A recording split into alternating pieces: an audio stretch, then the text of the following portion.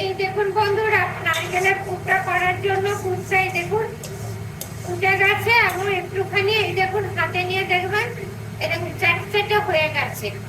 এবার এর মধ্যে আমি এই দেখুন বন্ধুরা, নারকেলের পুর করার জন্য দুধটা ফুটে গেছে এবং হাতে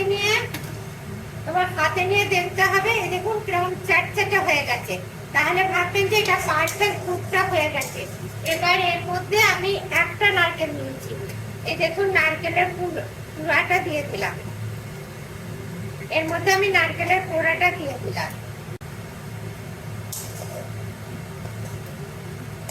এবার এর মধ্যে আমি দেখুন ক্ষীর করে রেখেছিলাম, হাফ বাটি ক্ষীর দিয়ে দিলাম নারকেলের পুরটার সাথে,